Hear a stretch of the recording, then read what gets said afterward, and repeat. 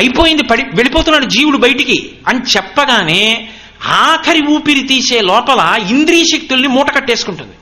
అందుకే అప్పుడు కంటి దగ్గరికి వెళ్ళి ఏమైనా చూపించినా ఇక పలకడం, చెవిలోకి వెళ్ళి నాన్నగారండి నాన్నగారండి ఓ ఓ అంటుంటాడు తప్ప స్పందించాడు, మూట కట్టేస్తోందని గుర్తు.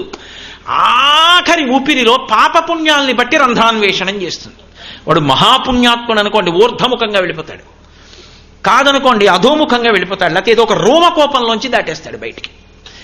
ఈ శక్తుల్ని పట్టుకుని ఇంకో శరీరంలోకి ఎడతాడు మళ్ళీ తర్వాత. అందుకు వాసన బలం వస్తుంది వాడికి. భాగవతం అంటే పిచ్చి అనుకోండి, వాడు ఆ తర్వాత ఎక్కడున్నా కూడా వాడికి పుట్టుకతోటే ఇలా చూసేటప్పటికి కొన్ని పద్యాలు వచ్చేస్తాయి.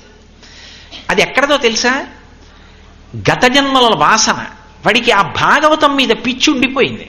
అందుకే అన్నప్రాశన దగ్గరికి వచ్చేటప్పటికి పుస్తకం పెడితే అన్నీ వదిలేసి ఆ భాగవతం మీరు చెయ్యేసి గట్టిగా కౌగిలించుకుంటాడు. ఎక్కడిది అంటే గత జన్మ